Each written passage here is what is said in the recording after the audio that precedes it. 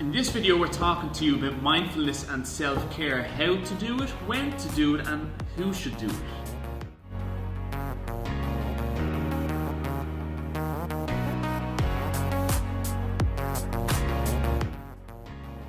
First thing is, when it comes to self-care, there isn't a one-size-fits-all model. For somebody who's been trying to practice it with running their own business, the gym, there's been loads of things that I've tried, and there's one or two things that I find are working at the moment, but then there's one or two things that I've been trying in the past that also worked, but I'm not doing right now.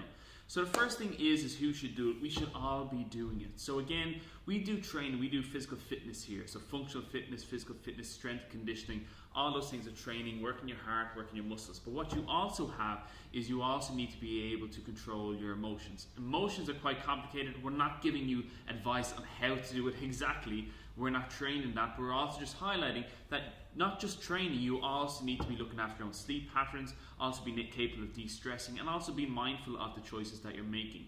Because in today's society, things are moving faster and faster and faster, and you're also engaging in content like this on a more regular basis. So it's important to know when to switch off, how to switch off, and how to control those things, so to be able to move through your day and be mindful and present, okay? So the first thing is we are talking about who should do it. We should all be doing, but what should you be doing? The first thing is that we always advise people is exercise.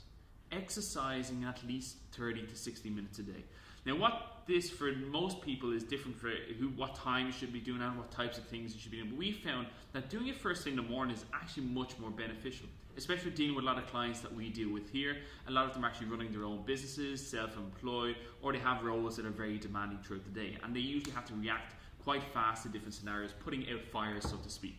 So by exercising in the morning, one of the benefits that people are finding is that when they exercise in the morning, they're going into work a lot clearer in their mind. They're not reacting as much. They're able to plan on what the number one thing is that they want to prioritize that day. So first thing is, try exercise in the morning, even if it's 30 minutes. But again, it does involve having to getting up a little bit earlier. So you also need to be able to de-stress at night time. That moves us on to what other things you'll be doing. So there's 3 more points. The second one as well, we're talking about getting a work phone.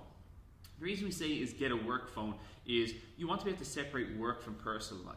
A lot of people, and again the clients we're dealing with here, are quite driven individuals and are constantly working. But there needs to be a time in the evening where you're switching off and parking that aspect of your life, because nothing really needs to be done after 8 o'clock, 9 o'clock, especially if you're working for a company. Even if you're running your own business, talking from experience, you need to be able to switch off and handle that too. So getting a work phone is another option. And again, come nighttime, turn off both phones and just get a normal clock. Third point is, one thing that you could try is just cooking, learning how to cook. A lot of us are just stuffing your food into our mouths, and there's all about stuff about like chewing certain amount of times. Just learn how to cook and prep some nice food. Put the phone away and then enjoy the food. That's another option that some people find quite enjoyable. That's one thing I'm quite enjoying at the moment.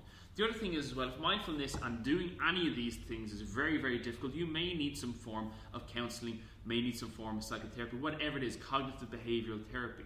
You might need to invest in this, but think about the bang for your buck that you're getting back from actually learning from your own behaviors, highlighting some things that you might be doing in your life that are maybe impacting things, the choices that you're currently making, and making things a lot harder to stay fit and healthy. But you need to have somebody sitting you down with these things and actually highlighting them to you and working on what different tweaks you can make. And again, this is developed and produced from a professional like a counselor or a psychotherapist, and doing things like cognitive behavioral therapy. So again, all in all, there's loads of different mindfulness things you can do, self-care tactics. We have 22 that we've written down, 22 that I've tried, that some clients have tried, and we've put them down in the link below that you can click, look through, and try 1 or 2 of them yourselves. Again, we're not advising you on what to do with your mental health, we're just giving you opportunities on what some things we find clients when doing exercise, what things they find beneficial for them at this time.